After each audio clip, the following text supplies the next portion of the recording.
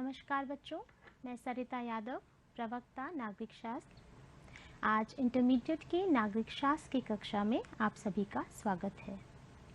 बच्चों, आज हम नागरिक शास्त्र के दूसरे भाग स्वतंत्र भारत में राजनीति के पहले अध्याय, जिसका नाम है राष्ट्र निर्माण की चुनौतियाँ, इसके दूसरे भाग का अध्ययन करेंगे।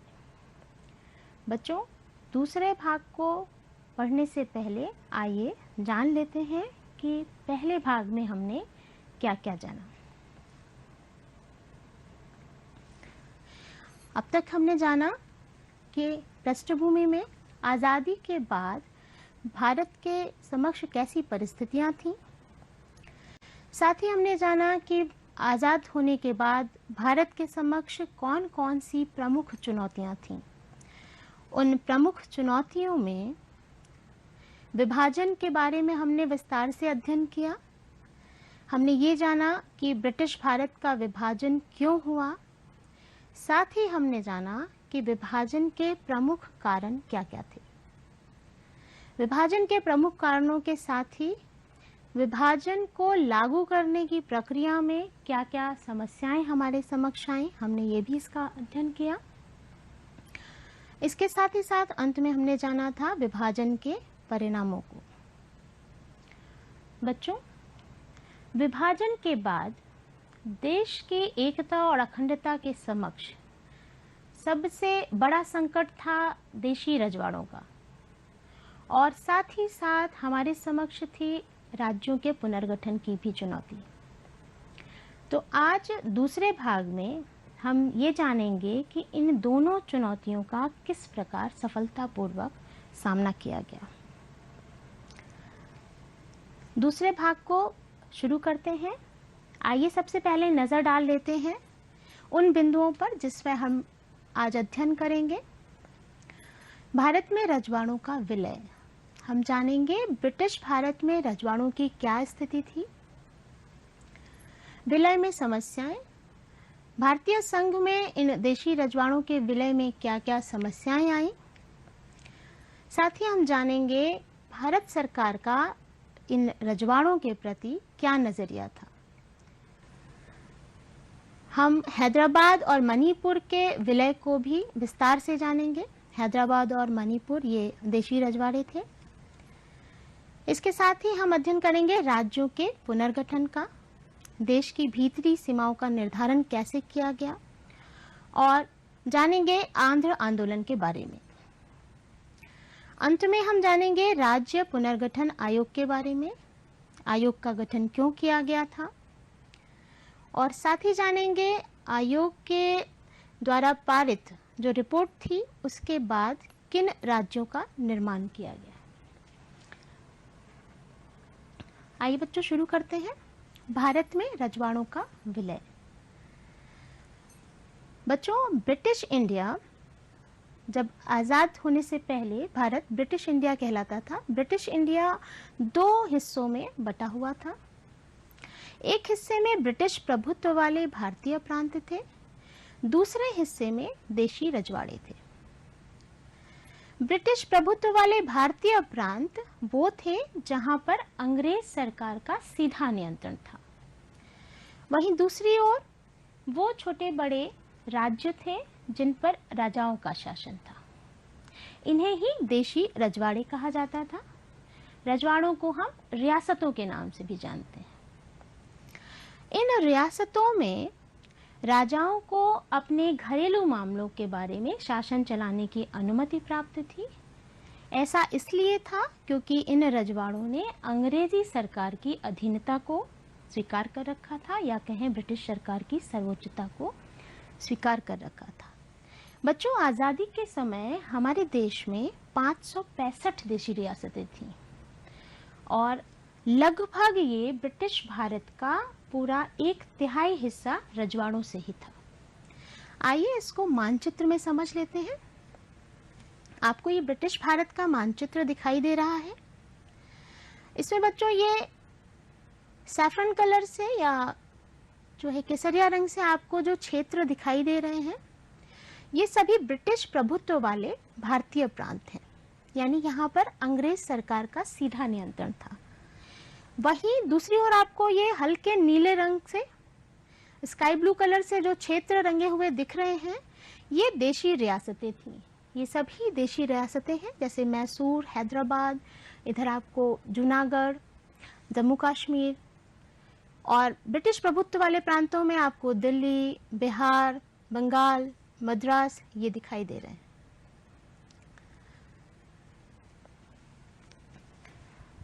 बच्चों, रियासतों को और ब्रिटिश प्रभुत्व वाले प्रांतों को जानने के बाद आगे बढ़ते हैं। इन रजवाड़ों के विलय में क्या समस्याएं आई? अंग्रेजी शासन की समाप्ति के साथ ही ये देशी रजवाड़े भी अंग्रेजों की अधीनता से आज़ाद हो गए थे, उनकी गुलामी से स्वतंत्र हो गए थे। आज़ाद होने के बाद इन रजवाड़ों के पास 3 विकल्प थे। सबसे पहला विकल्प था कि ये रजवाड़े या तो भारत में शामिल हो जाएं, या दूसरा विकल्प था कि ये पाकिस्तान में शामिल हो सकते हैं। तीसरा विकल्प था ये स्वतंत्र अस्तित्व बनाए रख सकते हैं। तो भारत में शामिल होने का निर्णय हो या पाकिस्तान में शामिल होना हो, या फिर अपना स्वतंत्र रियासत का दर्जा बनाए रखने का निर्णय हो, इस निर्णय को लेने का अधिकार इन राजाओं को दिया गया था। अर्थात इन रियासतों की प्रजा की इसमें कोई भूमिका नहीं थी। ये एक गंभीर समस्या थी, क्योंकि भारत की आज़ादी के आंदोलन के समय से ही हमारे नेताओं ने देश में स्वराज की संकल्पना की थी और साथ ही साथ देश में लोकतंत्र स्थापित करने का भी लक्ष्य रखा था। और रियासतों का जो रवैया था वो लोकतंत्र के लिए ही गंभीर समस्या पैदा कर रहा था। रियासतों में शासन बिल्कुल अलोकतांत्रिक ढंग से चलाया जाता था, अर्थात वहाँ प्रजा की निर्णय लेने में कोई भी भूमिका नहीं थी। रजवाड़ों का रवैया। रजवाड़ों का रवैया अखंड भारत के समक्ष सबसे बड़ा संकट खड़ा कर रहा था। बच्चों, ये रियासतें जो भारतीय संघ में शामिल नहीं होना चाहती थीं, उनमें से सबसे पहले त्रावणकोर, जिसे आप केरल के नाम से जानते हैं, उसने स्वयं को आज़ाद रखने की घोषणा करी। त्रावणकोर के बाद हैदराबाद के निज़ाम ने खुद को आज़ाद रखने की घोषणा कर दी। ऐसा लग रहा था कि भारत फिर से छोटे छोटे देशों में टूट जाने वाला है, और ये हमारे समक्ष, अखंड भारत के समक्ष सबसे बड़ा संकट था। तो रजवाड़ों ने अपना निर्णय बता दिया था। उनके रवैये के बाद अब भारत सरकार को निर्णय लेना था। आइए जानते हैं कि सरकार का रजवाड़ों के प्रति क्या नजरिया था। छोटे बड़े कई देशों में बट जाने की संभावना के विरुद्ध भारत सरकार ने बेहद सख्त रुख अपनाया। हालांकि भारत सरकार के इस सख्ती का मुस्लिम लीग ने विरोध किया था। मुस्लिम लीग का कहना था कि इन रियासतों को पूरी आज़ादी दी जानी चाहिए, वो चाहे तो स्वतंत्र रहें और चाहे तो किसी देश में शामिल होने का निर्णय कर सकें। रजवाड़ों के विलय में सरदार पटेल की भूमिका। बच्चों, ये आपके स्क्रीन पर सरदार वल्लभ भाई पटेल हैदराबाद के निज़ाम के साथ तस्वीर में दिखाई दे रहे हैं।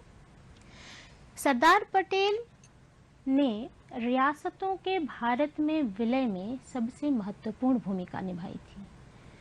बच्चों, सरदार पटेल आज़ाद भारत के हमारे पहले गृह मंत्री थे और साथ ही साथ उप प्रधानमंत्री भी थे।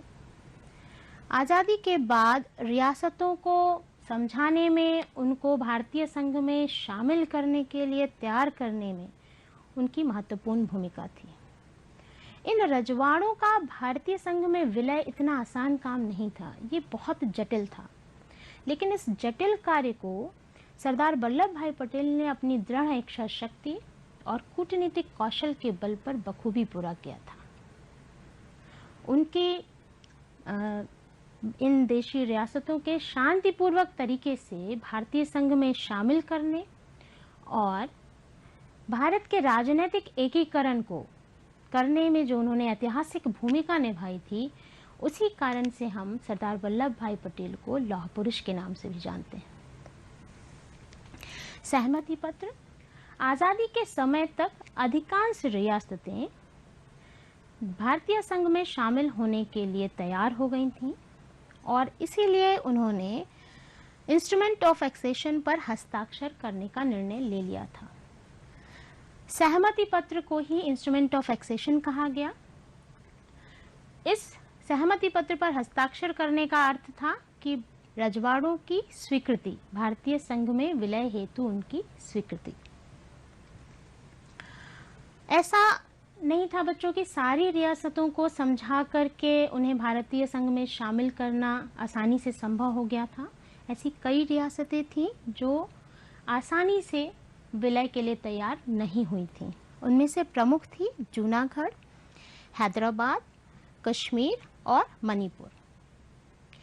इस अध्याय में हम हैदराबाद और मणिपुर रियासत के विलय को विस्तार से जानेंगे और कश्मीर के विलय को हम इस किताब के अध्याय 8 में विस्तार से पढ़ेंगे। आइए सबसे पहले जानते हैं हैदराबाद के विलय को। बच्चों, आपके स्क्रीन पर ये भारत के दक्षिणी हिस्से का मानचित्र दिखाई दे रहा है। ये हैदराबाद रियासत आपको दिखाई दे रही है। ये एक बहुत बड़ी रियासत थी जो चारों ओर से भारतीय भूभाग से घिरी हुई थी। हैदराबाद में आज के महाराष्ट्र, आंध्र और कर्नाटका के कुछ हिस्से शामिल थे। हैदराबाद के शासक को निजाम कहा जाता था। हैदराबाद के निजाम उस समय दुनिया के सबसे दौलतमंद इंसानों में से थे और हैदराबाद के निजाम अपनी रियासत को आज़ाद रियासत का दर्जा देना चाहते थे। वो भारतीय संघ में विलय के लिए बिल्कुल तैयार नहीं थे। इसीलिए हैदराबाद के निजाम ने भारत सरकार के साथ 1947 में यथास्थिति को बनाए रखने का एक समझौता किया था जो 1 वर्ष के लिए किया गया था। निजाम के विरुद्ध लोगों का आंदोलन। समझौता जो 1 वर्ष के लिए किया गया था, इस दौरान भारत सरकार और निजाम के बीच बातचीत चल रही थी। इसी दौरान निजाम के विरुद्ध हैदराबाद के लोगों ने आंदोलन छेड़ दिया था। इस आंदोलन में किसानों के साथ साथ महिलाएं बड़ी संख्या में शामिल हुई थीं और साथ ही साथ समस्त जो प्रांतीय शक्तियां थीं, वहां की कम्युनिस्ट और कांग्रेस की जो इकाइयां थीं, वो भी इस आंदोलन के समर्थन में थीं। महिलाओं के साथ बहुत ज्यादती हुई थी। निजाम का बहुत ही दमनकारी शासन था हैदराबाद में, इसलिए महिलाएं ज्यादा संख्या में इस आंदोलन में शामिल हुई थीं। निजाम ने अपने विरुद्ध छिड़े इस आंदोलन को कुचलने के लिए अपनी ओर से अर्धसैनिक बल भेजे थे, अपनी सेना भेजी और इन अर्धसैनिक बलों को ही रजाकार कहा जाता था। ये रजाकार बहुत ही सांप्रदायिक थे, बहुत अत्याचारी लोग थे। इन्होंने गैर मुसलमानों को अपना निशाना बनाया, निशंस हत्याएं की, लूटपाट मचाई। इसी दौरान भारत सरकार ने अपनी सेना 1948 में सितंबर में हैदराबाद भेज दी और भारतीय सेना के साथ निजाम की सेना की थोड़े दिनों की लड़ाई के बाद निजाम के सैनिकों ने अपने घुटने टेक दिए और इस तरह से निजाम ने भारत सरकार के समक्ष आत्मसमर्पण किया और हैदराबाद का विलय भारत में संभव हो पाया। हैदराबाद के विलय के बाद आइए जानते हैं मणिपुर के विलय को। मणिपुर भारत के उत्तर पूर्व की एक रियासत थी। आपको स्क्रीन पर उत्तर पूर्व का एक मानचित्र का हिस्सा दिख रहा है भारत के। मणिपुर ये रियासत है उत्तर पूर्व की। मणिपुर के महाराजा बोधचंद सिंह जी ने आजादी के समय भारतीय संघ में विलय हेतु अपनी सहमति दे दी थी और इस हेतु उन्होंने सहमति पत्र पर हस्ताक्षर भी कर दिए थे। उनकी सहमति के बदले भारत सरकार ने उन्हें आश्वासन दिया था कि मणिपुर की आंतरिक स्वायत्तता बरकरार रखी जाएगी। मणिपुर में चुनाव। मणिपुर के राजा बोधचंद सिंह ने मणिपुर की जनता के दबाव में 1948 में चुनाव कराए। वहां चुनावों के बाद संवैधानिक राजतंत्र स्थापित हुआ। बच्चों, मणिपुर भारत का वो पहला राज्य था जहां पर वयस्क मताधिकार के आधार पर चुनाव हुए थे। मणिपुर विधानसभा में मतभेद। मणिपुर की विधानसभा में विलय को लेकर गहरे मतभेद थे। जहां मणिपुर की कांग्रेस चाहती थी कि मणिपुर का भारतीय संघ में विलय हो जाए, वहीं अन्य पार्टियां जो मणिपुर की थी वो इस विलय के बिल्कुल खिलाफ थीं। भारत सरकार का दबाव।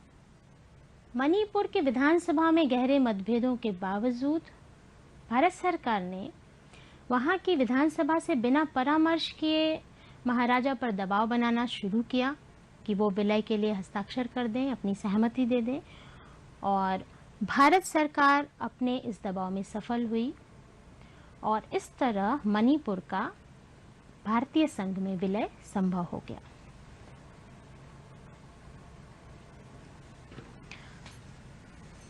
रियासतों के विलय के बाद आइए देखते हैं राज्यों के पुनर्गठन और आंध्र आंदोलन। बच्चों, विभाजन और रियासतों के विलय के बाद अब सबसे बड़ी चुनौती थी राष्ट्र निर्माण की प्रक्रिया में भारत की भीतरी सीमाओं के निर्धारण की, राज्यों की भीतरी सीमाओं के निर्धारण की। राज्यों का सीमांकन आंतरिक सीमाओं को तय करने की चुनौती थी। राज्यों के सीमाओं का निर्धारण इस तरह से किया जाना था कि देश की सांस्कृतिक बहुलता, भाषाई पहचान भी बची रहे और साथ ही साथ राष्ट्रीय एकता पर भी कोई खतरा न आने पाए। औपनिवेशिक शासन काल में सीमांकन। बच्चों, जब अंग्रेजों का शासन था भारत में, तो राज्यों की जो सीमाएं थी वो प्रशासनिक सुविधा के आधार पर तय की जाती थी। अंग्रेज जिन क्षेत्रों को जीत लेते थे वो एक प्रांत बन जाता था। बंटवारे के बाद की परिस्थिति। भारत जब आजाद हुआ तो भारत सरकार ने अंग्रेजों के दौरान किए गए इस सीमांकन को खारिज कर दिया। भारत सरकार का मानना था कि देश की राज्यों की सीमाओं का निर्धारण भाषाई आधार पर किया जाए और भाषाई आधार पर राज्यों के पुनर्गठन का वायदा भारत सरकार ने किया। आजादी से पूर्व भी जो प्रांतीय कांग्रेस की कमेटियां बनाई जाती थीं, वो भी भाषाई आधार पर ही बनाई जाती थीं। अर्थात भारतीय राष्ट्रीय कांग्रेस भी शुरू से ही देश के भीतरी सीमाओं का निर्धारण भाषाई आधार पर करने के लिए ही सहमत थी। आजादी के बाद लेकिन जब बंटवारा हो चुका था तो परिस्थितियां देश की बदल गईं। बंटवारे के बाद देश के नेताओं को ये लगा कि भाषाई आधार पर पुनर्गठन करने से कहीं देश में अलगाववाद को बढ़ावा ना मिले, देश की एकता पर संकट आ जाए, इस आशंका को वो मन में लिए हुए थे। साथ ही साथ भारत उस समय विभाजन के दंश से, विभाजन की त्रासदी से भी जूझ रहा था और रियासतों के विलय की समस्या भी बनी हुई थी। तो ऐसी स्थिति में भारत सरकार ने अपने इस फैसले को स्थगित करने का निर्णय लिया। तेलुगु भाषी क्षेत्रों में विरोध और आंध्र आंदोलन। केंद्रीय नेतृत्व द्वारा लिया गया ये फैसला, उसका विरोध शुरू हुआ सबसे पहले मद्रास प्रांत के, पुराने मद्रास प्रांत के तेलुगु भाषी क्षेत्रों में। वो एक आंदोलन के रूप में खड़ा हुआ। उसे आंध्र आंदोलन कहा गया। पुराने मद्रास प्रांत में शामिल क्षेत्र, पुराने मद्रास प्रांत में आज के केरल, तमिलनाडु, आंध्र प्रदेश और कर्नाटका के कुछ हिस्से शामिल थे। आंध्र आंदोलन के द्वारा ये मांग की गई कि मद्रास प्रांत के तेलुगु भाषी क्षेत्रों के लिए एक अलग राज्य आंध्र प्रदेश का गठन किया जाए। और यह आंदोलन जोर पकड़ने लगा। इस आंदोलन के समर्थन में वहां की समस्त राजनीतिक शक्तियां, मद्रास प्रांत की समस्त राजनीतिक शक्तियां इसके समर्थन में थी। इसी दौरान गांधीवादी नेता पोट्टी श्रीरामुलु ये भी आंध्र आंदोलन के समर्थन में आ गए और भूख हड़ताल पर बैठ गए। दुर्भाग्य से पोट्टी श्रीरामुलु जी की 56 दिनों की भूख हड़ताल के बाद मृत्यु हो गई इसी आंदोलन के दौरान। इनकी मृत्यु के बाद आंदोलन बिल्कुल उग्र हो उठा, हिंसक हो उठा। लोग सड़कों पर आ गए और बहुत हिंसा की शुरुआत हो गई। पुलिस फायरिंग में कई लोग मारे गए, बहुत सारे लोग घायल हुए। आंदोलन का दबाव बढ़ता जा रहा था। भारत सरकार असमंजस की स्थिति में थी, लेकिन अंततः भारत सरकार ने अलग आंध्र प्रदेश की घोषणा की थी। इस आंदोलन के दबाव में आकर भारत के प्रधानमंत्री ने दिसंबर 1952 को एक अलग आंध्र प्रदेश बनाने की घोषणा की। आइए आगे बढ़ते हैं। राज्य पुनर्गठन आयोग एवं नए राज्यों का निर्माण। बच्चों, अलग आंध्र प्रदेश के बनाए जाने के बाद क्षेत्रीय आंदोलनों के दबाव में राज्य पुनर्गठन आयोग की स्थापना भारत सरकार के द्वारा की गई। यह स्थापना की गई थी 1953 में। राज्य पुनर्गठन आयोग की अध्यक्षता की थी न्यायाधीश फजल अली ने। ये 3 सदस्यीय आयोग था, जिसमें बाकी 2 सदस्य थे के.एम. पनिक्कर जी और हृदयनाथ कुंजरू जी। आयोग को कार्य सौंपा गया था ये तय करने का कि राज्यों की भीतरी सीमाओं का निर्धारण किस आधार पर किया जाए। राज्य पुनर्गठन आयोग ने अपनी रिपोर्ट में इस बात को स्वीकारा कि राज्यों के सीमाओं का निर्धारण वहां की क्षेत्रीय भाषा के आधार पर ही किया जाना चाहिए। और राज्य पुनर्गठन आयोग की इसी रिपोर्ट के आधार पर राज्य पुनर्गठन अधिनियम 1956 में भारतीय संसद द्वारा पारित किया गया। 1956 में राज्य पुनर्गठन अधिनियम जब बना तो नए राज्यों का निर्माण किया गया। उसी आधार पर 14 नए राज्य और 6 केंद्र शासित प्रदेशों का निर्माण किया गया था। उन 6 केंद्र शासित प्रदेशों में कौन कौन थे? उसमें हिमाचल प्रदेश, दिल्ली, मणिपुर, त्रिपुरा, अंडमान निकोबार और लक्षद्वीप। साथ ही साथ उन 14 राज्यों में प्रमुख रूप से जम्मू कश्मीर, पंजाब, राजस्थान, मध्य प्रदेश, उत्तर प्रदेश, पश्चिम बंगाल, असम, बिहार, उड़ीसा, मद्रास, मैसूर, आंध्र प्रदेश, केरल और बॉम्बे थे। क्षेत्रीय आंदोलन एवं भाषावार राज्यों के पुनर्गठन का लोकतांत्रिक राजनीति पर प्रभाव। बच्चों, आज़ादी के बाद देश के नेताओं ने भाषाई आधार पर राज्यों के पुनर्गठन को लेकर मन में एक आशंका व्यक्त की थी। उन्हें लगा था कि यदि भाषा के आधार पर राज्यों का पुनर्गठन किया गया तो देश में अलगाववाद की समस्या बढ़ जाएगी और देश की एकता खतरे में पड़ जाएगी।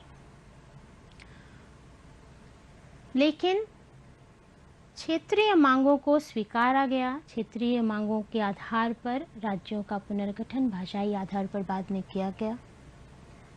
तो जो हमारे देश के नेताओं की आशंका थी कि अलगाववाद बढ़ जाएगा, देश की एकता खतरे में पड़ सकती है, ऐसा नहीं हुआ। आशंका के बिल्कुल विपरीत क्षेत्रीय मांगों को मान लेने के साथ अलगाववाद की समस्या कम होने लगी और साथ ही साथ देश की एकता और अखंडता और ज़्यादा मजबूत हुई थी। भाषाई आधार पर राज्यों का पुनर्गठन करने से पूरे देश में राज्यों के गठन का एक समान, एक कॉमन आधार भी मिल गया था भाषा का। और साथ ही साथ एक बड़ी उपलब्धि भी थी, वो थी क्षेत्रीय विभिन्नता के सिद्धांत को स्वीकृति। बच्चों, भारत एक विविधताओं से भरा हुआ देश है जहाँ पर बहुत सारी भाषाएं बोली जाती हैं। भारत में लोकतांत्रिक व्यवस्था को अपनाया गया है।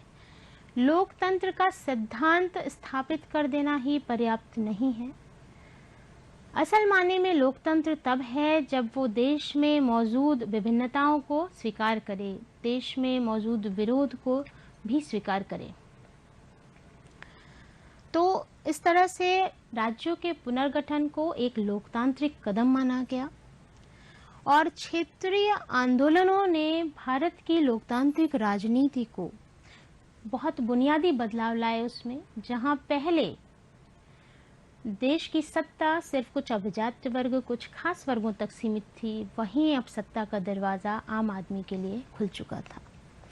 आइए नजर डाल लेते हैं कुछ नए राज्यों पर जो दूसरे दौर में बने। 1960 में मुंबई से महाराष्ट्र और गुजरात का निर्माण हुआ। 1963 में नागालैंड बना। 1966 में पंजाब, हरियाणा और हिमाचल प्रदेश नए राज्य के रूप में सामने आए। 1972 में मेघालय, मणिपुर और त्रिपुरा का गठन हुआ। मेघालय को असम से अलग करके बनाया गया था। 1987 में मिजोरम, अरुणाचल प्रदेश का नए राज्य के रूप में गठन हुआ। सन 2000 में छत्तीसगढ़ को मध्य प्रदेश से अलग करके, उत्तराखंड को उत्तर प्रदेश से अलग करके और झारखंड को बिहार से अलग करके बनाया गया। इनका आधार विकास में क्षेत्रीय असंतुलन को रखा गया था, भाषाई आधार नहीं था। 2014 में आंध्र प्रदेश से अलग करके तेलंगाना को नया राज्य बनाया गया। आइए बच्चों एक नज़र अभ्यास कार्य पर डाल लेते हैं। भारत के रजवाड़ों के विलय में क्या समस्याएं थीं? हैदराबाद और मणिपुर के विलय के बारे में संक्षेप में लिखे। राज्य पुनर्गठन आयोग के गठन का क्या उद्देश्य?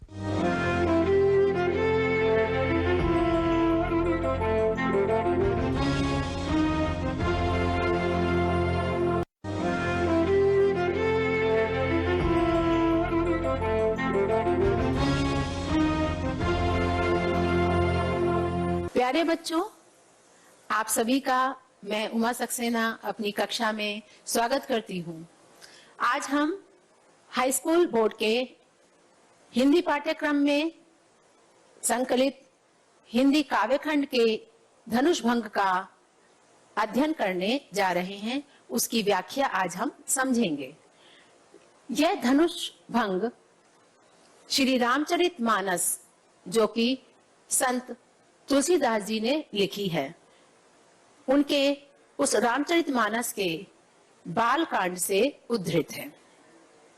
धनुष भंग की व्याख्या करने से पहले बच्चों, हमें व्याख्या करते समय सबसे पहले उसका संदर्भ लिखना होता है और संदर्भ में हमें उसकी शीर्षक, कविता का शीर्षक और उसके रचनाकार का नाम उल्लेखित करना होता है। तो उसको इस प्रकार से लिख सकते हैं कि विवेच्य काव्य पंक्तियां हमारे पाठ्य पुस्तक हिंदी में धनुष भंग के से ली गई है, जिसके रचयिता तुलसीदास जी हैं। इसको और थोड़ा सा साहित्यिक भाषा में भी लिखा जा सकता है, वो मैं आपको आगे बताऊंगी। अब आते हैं हम संदर्भ, प्रसंग में। संदर्भ लिख लिया, आप प्रसंग लिखेंगे। अब ये कविता का प्रसंग क्या है, इसमें क्या बताया जा रहा है, इसको हम संक्षेप में लिखते हैं, उसको हम प्रसंग कहते हैं। बच्चों, आप लोगों ने रामचरितमानस तो पढ़ी होगी, नहीं पढ़ी होगी तो अपने घर में मम्मी, पापा, दादी, दादा से कुछ ना कुछ सुना होगा उसके बारे में। तो आज उसी से ही यह प्रसंग लिया गया है, जब राजा जनक जी ने सीता जी के स्वयंवर के लिए एक सभा आयोजित की थी और उस सभा में ये शर्त रखी गई थी कि जो इस शिव के धनुष को तोड़ेगा उसका सीता जी वरण करेंगी, अर्थात सीता जी का विवाह उसी राजा के साथ होगा। और इस प्रकार वहां पर राजसभा में बहुत बड़े बड़े शूरवीर राजा विराजमान हैं, लेकिन सभी राजाओं के द्वारा जब उस धनुष भंग को तोड़ने का प्रयास किया गया और थक गए थे, लेकिन वहीं पर ही प्रभु श्री राम भी अपने गुरु विश्वामित्र के साथ पहुंचे हैं। जब गुरु विश्वामित्र जी ने उचित समय देखा तो राम जी को आदेश दिया कि वे धनुष को तोड़ें। और जब प्रभु श्री राम मंच से उस धनुष को तोड़ने के लिए उठे उस समय प्रभु श्री राम की क्या शोभा थी, उसी का ही इस दोहे में वर्णन किया गया है। पहले हम इसको पढ़ते हैं, उसका सस्वर वाचन करते हैं, तत्पश्चात इसकी व्याख्या करेंगे बच्चों। कि उदित उदयगिरि मंच पर रघुवर बाल पतंग, विकसे संत सरोज सब हर्षे लोचन भ्रंग। बहुत सुंदर वर्णन है बच्चों। देखिए, सबसे पहले देखिए उदयगिरि मंच, अर्थात उदयाचल रूपी मंच, यानी मंच रूपी उदयाचल। अब रूपक अलंकार से हो जाएगा मंच रूपी उदयाचल। बाल रघुवर बाल पतंग, श्री राम रूपी सूर्य। संत सरोज, संत रूपी कमल, और लोचन भ्रंग, नेत्र रूपी भौरे। जब प्रभु श्री राम मंच से खड़े हुए उस समय का वर्णन करते हुए तुलसीदास जी कहते हैं कि मंच रूपी उदयाचल पर्वत पर, मंच रूपी उदयाचल पर्वत पर रघुनाथ रूपी बाल सूर्य उदित हुए, और उनके उदित होते ही संत सरोज, संत रूपी कमल बिकसे अर्थात खिल गए। लोचन भ्रंग, और उनके नेत्र रूपी भौरे हर्षित हो गए। तात्पर्य यह है कि जिस प्रकार सूरज जब उदित होता है तब सरोवरों में कमल खिल जाते हैं, तो प्रभु श्री राम का मंच पर खड़े होना ऐसा लग रहा था मानो उदयाचल पर्वत पर सूर्य उदित हो गया है। और जैसे सूर्य जब उदित होता है तो कमल खिलते हैं, उसी प्रकार उस सभा में विराजमान जो संत थे उनके कमल भी, यानी उनके जो संत सरोज यानी संत रूपी जो कमल थे वो खिल गए, विकसित हो गए। सब हर्षे लोचन भ्रम, और उनके नेत्र रूपी भ्रमर भी आनंदित होने लगे। इस कविता के इस दोहे में यह बताया गया है कि जिस प्रकार सूर्य के उदय होने पर कमल खिलते हैं, वैसे ही वहां पर विराजमान जो संत थे वह भी खुश हो गए, प्रसन्न हो गए। और जिस प्रकार कमल कोश में बैठा हुआ भौरा प्रातः काल होते ही जब जैसे वो खुलता है, आनंदित होता है, वैसे ही उन संतों के जो नेत्र थे वो आनंदित हो गए और उनमें हर्ष की लहर चमकने लगी। इसके साथ ही अब हम चौपाई में बढ़ते हैं कि नपन केरी आसान सिनासी। इस प्रकार अब इन चौपाइयों का भी आपको प्रसंग बताना होगा कि जब वहां पर सभी राजा उस धनुष को तोड़ने में समर्थ नहीं हुए और प्रभु श्री राम वहां प्रकट हुए, तो उस समय उनकी क्या दशा थी, क्या स्थिति थी, उसका वर्णन यहाँ पर तुलसीदास जी ने किया है। नपन केरी आशा निसिनासी, वहां पर जितने भी राजा थे उनके मन में कहीं ना कहीं सीता को प्राप्त करने की थोड़ी आशा थी। तो उस सीता को प्राप्त करने की आशा रूपी जो रात्रि थी वो नष्ट हो गई, समाप्त हो गई। वचन नखत अवलीन प्रकाशी, और उन राजाओं के वचन रूपी तारे, उनका समूह ना प्रकाशी, अब उनका जो प्रकाश था वो नहीं रहा, अर्थात उनका चमकना बंद हो गया। तो प्यारे बच्चों, जब प्रातःकाल होता है तो तारों का जो चमक होती है वो कम हो जाती है। ठीक इसी प्रकार से उस सभा में जो राजा थे वह बड़े घमंड से भरे हुए बड़े बड़े बोल बोल रहे थे, लेकिन जैसे ही प्रभु श्री राम वहां आए उनकी बोलती बंद हो गई। अर्थात जिस प्रकार प्रातः काल होते ही तारों की चमक फीकी पड़ जाती है, वैसे ही उनकी भी बोलती बंद हो गई। मानी महिप कुमुद सकुचाने, और वहां जो बहुत ज्यादा घमंडी राजा बैठे थे उनको कवि ने क्या बताया, कुमुद, यानी कुमुद रूपी जो राजा थे वो राम रूपी सूर्य के उदय होने पर मुरझा गए, क्योंकि कुमुद चंद्रमा के उदय होने पर ही खिलता है और सूर्य के उदय होने पर मुरझा जाता है। ठीक इसी प्रकार उन राजाओं की स्थिति भी हुई। कपटी भूप उलूक लुकाने, और वहां जो कपटी राजा थे, और यहाँ पर कपटी के साथ उन्होंने बहुत ही अच्छी तुलना की है उन राजाओं की। उलूक यानी उल्लू, उल्लू भी का जो स्वभाव होता है बहुत धूर्त होता है। तो यहाँ पर जो कपटी और धूर्त राजा थे वो भी वहां पर वैसे ही गायब हो गए, वहां से चले गए जैसे प्रातः काल होते ही उल्लू गायब हो जाता है। रात्रि में विचरण करता है लेकिन प्रातः काल होते ही उसका गायब हो जाता है, दिखता नहीं। भय विशोक कोक मुनि देवा, उसी प्रकार उस राजसभा में, स्वयंवर सभा में जो मुनि और देवता थे, तो यहाँ पर आपको कहना मुनि और देवता रूपी जो चकवा थे, विशोक भय, वह शोक से रहित हो गए। शाब्दिक अर्थ ये निकला कि वह शोक से रहित हो गए, लेकिन इसके पीछे भाव क्या है कि मुनि और देवता अभी तक धनुष ना तो टूटे जाने के कारण बहुत ही दुखी थे, लेकिन अब राम के आते ही उनके मन में जो शोक था वो दूर हो गया। बरस ही सुमन जना वही सेवा, और इस प्रकार वह प्रभु श्री राम पर पुष्पों की वर्षा करके उनके प्रति अपनी सेवा के भाव को प्रकट करने लगे।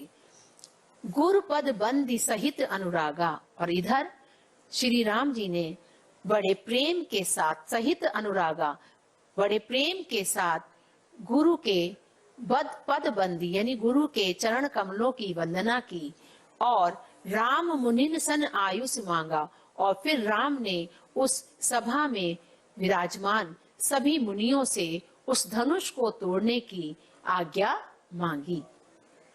यहाँ पर बच्चों ध्यान देने बात है कि राम का चरित्र तो बड़ा विशाल है, राम बहुत ही गुणवान है, लेकिन उसके बाद भी उन्होंने उनकी जो गुरु भक्ति है और अपने बड़ों के प्रति जो आदर का भाव है, इस गुण को जीवन में जरूर आत्मसात करना चाहिए।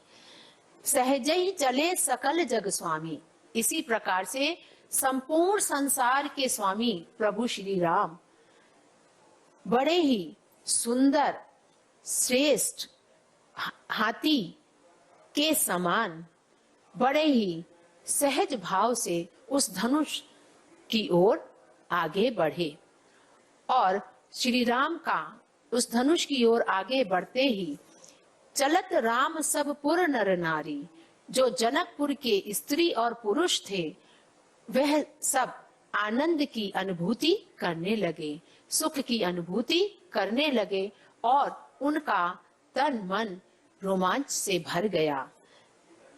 बंदी पितर सुर सुकृत संभारे, और इस प्रकार वह जनकपुर के जो स्त्री और पुरुष थे उन्होंने अपने पितरों की, अपने देवताओं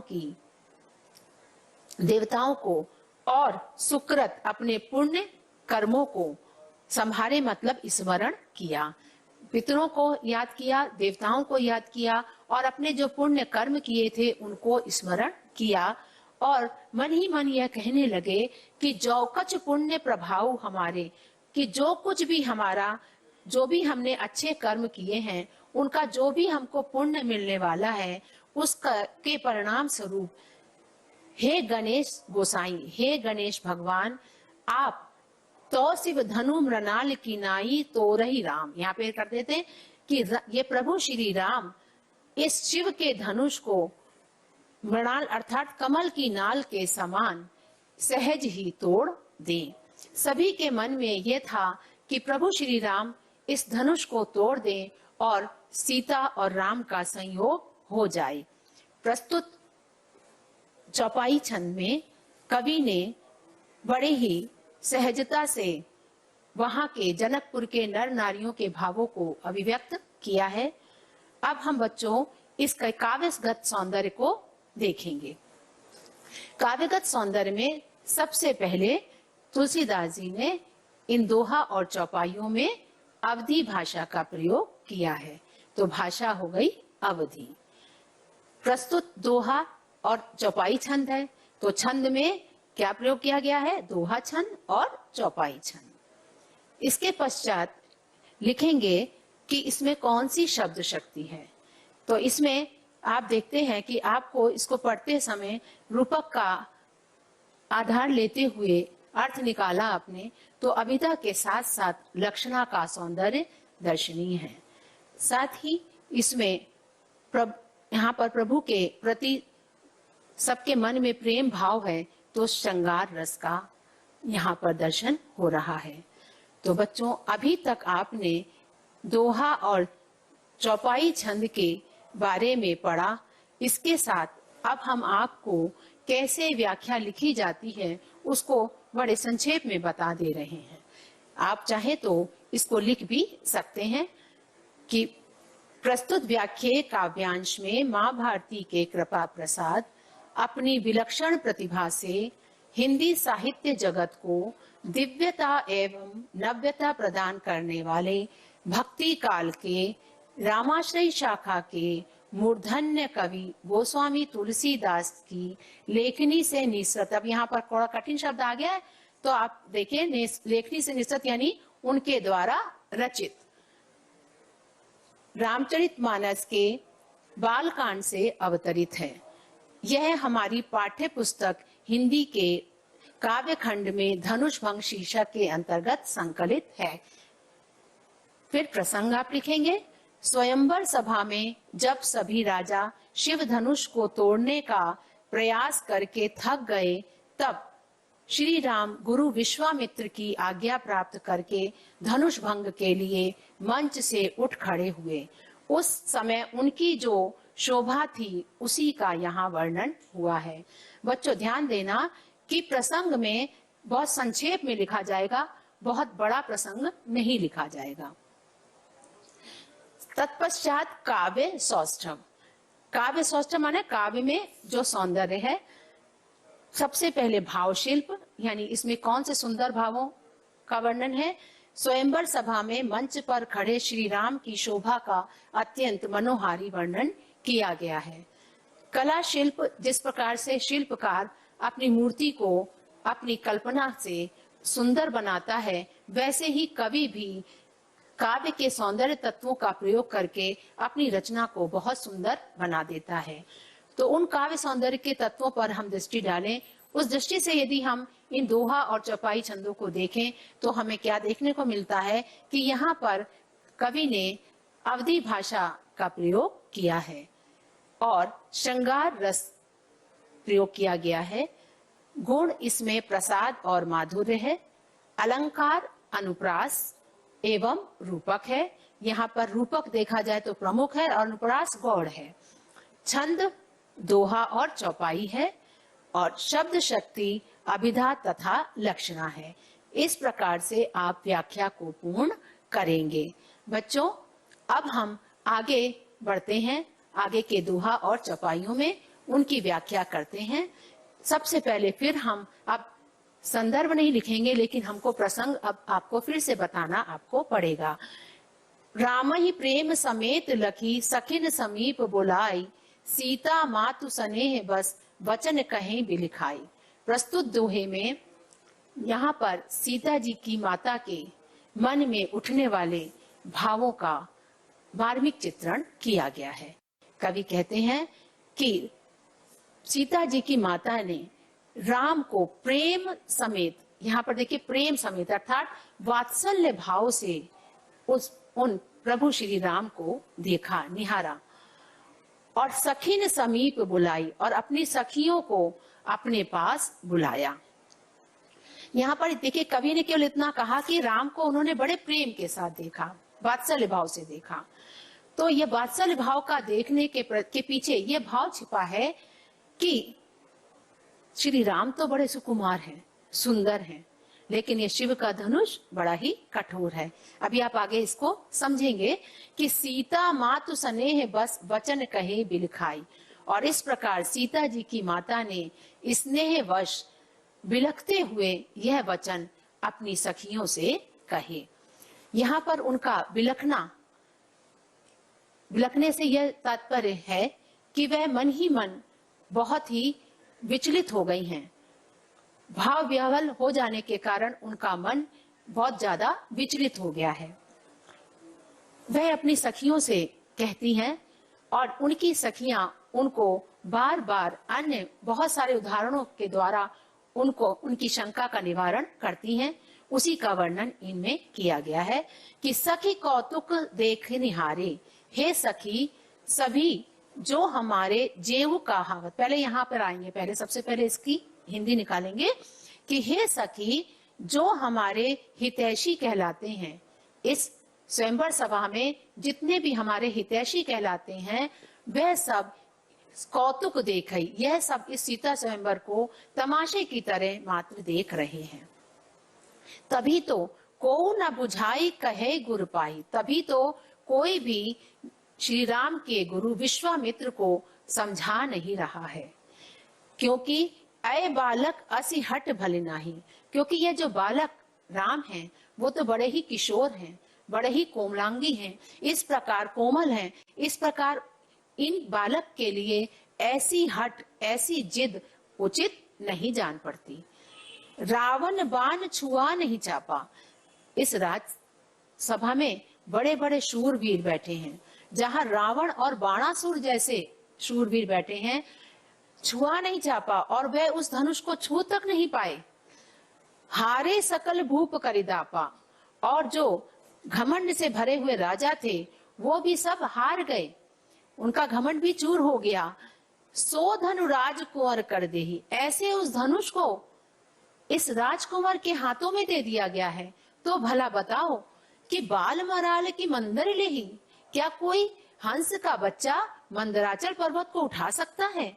इस प्रकार के अनेकानेक भाव उनके मन में आ रहे थे और उनकी शंका बढ़ती जा रही थी। भूप सयानप सकल सेनानी, और फिर वह राजा जनक को उड़ाना देती हुई कहती हैं कि मुझे तो ऐसा प्रतीत होता है कि भूप सयानप यानी राजा जनक का जो सयानापन है, जो समझदारी है, वो भी लगता है सब समाप्त हो गई है। सखी विधि गति कुछ कहत न जानी, हे सखी सच विधाता की गति को तो कोई जान ही नहीं सकता। बोली चतुर सखी मृदुबानी, इस प्रकार जब माता सीता जी की माता जी बहुत भाव विह्वल हो गई तो उनकी एक चतुर सखी उनसे मधुर वाणी में कहने लगी कि तेजवंत लघु गणीय ना रानी, हे रानी जो तेजस्वी व्यक्ति होते हैं उनके छोटा होने पर भी उनको छोटा नहीं मानना चाहिए। कह कुंभज कह सिंधु अपारा, कहा तो घड़े में से उत्पन्न होने वाले अगस्त ऋषि जो कि बहुत छोटे हैं, और उन्होंने सिंधु पारा और उन्होंने विशाल सागर को सोख लिया था।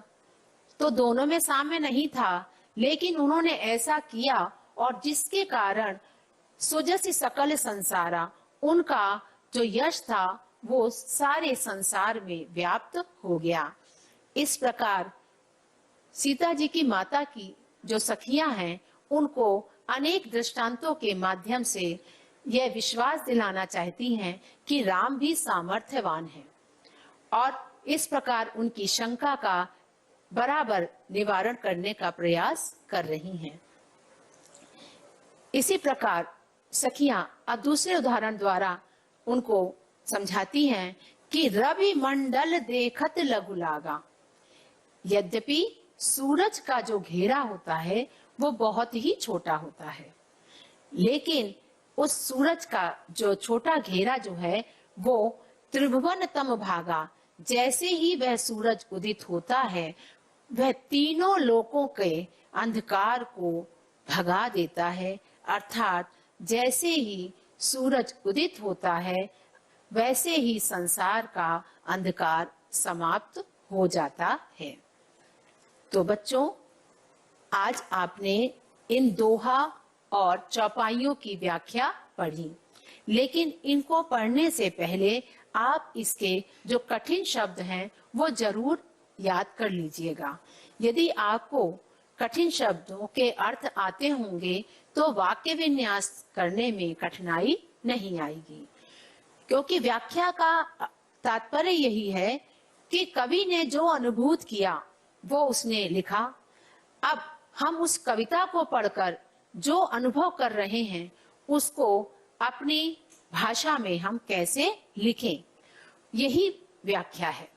तो आपने पढ़ा आपने कभी बार देखा होगा कि आप भी व्याख्या लिखते हैं तो कभी कभी ऐसे ऐसे शब्द आपके पास होते हैं कि आप जो व्याख्या लिखते हैं आपको कभी कल्पना भी नहीं करते होंगे कि ऐसा सुंदर व्याख्या हम लिख सकते हैं।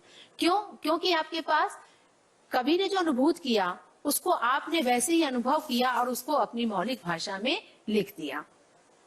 इसलिए कविता की किसी भी कविता की व्याख्या करते समय हमें उसका काठिन्य निवारण करना बहुत जरूरी है।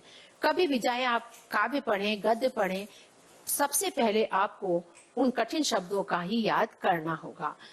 यदि आप कठिन शब्द पढ़ लेंगे, उनको याद कर लेंगे, उनका अर्थ याद कर लेंगे, तो आपको व्याख्या करने में बड़ा ही सरलता होगी। इसके साथ ही बच्चों, अभी आपने इसका जो काव्यगत सौंदर्य है वो हमने अभी पूर्ण नहीं किया। अब देखिए यहाँ पर सीता जी की माता जी के मन में जो अंतर्द्वंद है उसको कवि ने बहुत ही सहजता से व्यक्त कर दिया। क्योंकि ऐसा सत्य है कि जब हम किसी को बहुत चाहते हैं, बहुत हमारा प्रिय होता है, तो उसके लिए मन में अनेक शंकाएं उठ जाती हैं। तो वही भाव यहाँ पर सीता जी की माता के मन में भी उठ रहे हैं। तो यहाँ पर भाव शिल्प में उनके अंतर्द्वंद का वर्णन किया गया है। कला पक्ष के अंतर्गत यह दोहा और चौपाई छंद, जैसा मैं पहले भी बता चुकी हूँ, यह अवधी भाषा में लिखे गए हैं। तुलसीदास जी ने श्री रामचरितमानस में अवधी भाषा का प्रयोग किया है, इसलिए समस्त छंद, समस्त दोहा और चौपाइयां जो आपने अभी तक पढ़ी हैं सब अवधी भाषा में रचित हैं। अब आते हैं रस। यहाँ पर श्रृंगार रस का वर्णन है, क्योंकि सीता जी की माता का श्री राम के प्रति वात्सल्य भाव है। वह उनका राम के प्रति जो वात्सल्य भाव है उसी के कारण वो भाव विह्वल हो रही हैं। शब्द शक्ति, शब्द शक्ति यहाँ पर आप जैसे ही पढ़ते हैं वैसे ही आपको उन शब्दों का अर्थ समझ में आता है, तब वहां पर अभिधा शक्ति है। तो यहाँ पूरे अनुच्छेद में अभिधा शक्ति तो है, लेकिन यहाँ पर देखिए तेजवंत लघु गणीय नरानी, इसमें लक्षणा का दर्शन हो रहा है। केवल उन्होंने कहा कि तेजस्वी व्यक्ति भले ही देखने में छोटे लगे लेकिन उनको छोटा नहीं मानना चाहिए। यहाँ कहने का भाव है कि जो तेजस्वी पुरुष होते हैं उनके रूप आकार को नहीं देखा जाता बल्कि उनके गुणों को देखना चाहिए। और इस बात को और ज्यादा स्पष्ट करने के लिए उन्होंने कुंभज यानी अगस्त ऋषि का भी वर्णन किया। इस प्रकार बच्चों, हमने अभी व्याख्याएं पढ़ी, तो आप इन व्याख्याओं का जब तक अभ्यास नहीं करेंगे तब तक आप इसको ठीक से नहीं कर पाएंगे। अभ्यास के लिए यद्यपि मैंने आपको उदित उदय से लेकर के गोसाई तक, जिसमें कि एक दोहा और चौपाई छंद है, उनको सम्मिलित रूप में लिख दिया है, लेकिन आप इसको अलग अलग करेंगे। जैसे कि उदित उदय जो पहला दोहा है पहले उसकी व्याख्या करेंगे, तत्पश्चात चौपाइयों की व्याख्या करेंगे, लेकिन व्याख्या का प्रारूप उसी प्रकार से करेंगे। संदर्भ, प्रसंग, व्याख्या और काव्यगत सौंदर्य। बच्चों, जो भी रचना, काव्य रचना हम पढ़ते हैं उसके पीछे कोई ना कोई उद्देश्य निहित होता है। तो आज हमने जो यह धनुष भंग पढ़ा, यह धनुष भंग में राम के अनेकानेक गुणों को जाना, जैसे उनका धैर्य, संयम, सहनशीलता, विनम्रता, गुरु भक्ति, अद्वितीय वीरता। तो इन गुणों को हमें अपने जीवन में आत्मसात करना चाहिए, और अपने जीवन में जब हम इन गुणों को आत्मसात करेंगे तो हमारा जीवन सुखमय होगा। बच्चों, आपको इस धनुष भंग की व्याख्या अवश्य समझ में आ गई होगी, और रामचंद्र जी के इन गुणों को अपने जीवन में जरूर उनका अनुकरण करिएगा। इसी के साथ मैं आपको सभी को धन्यवाद करती हूँ और अपनी वाणी को विराम दे रही हूँ।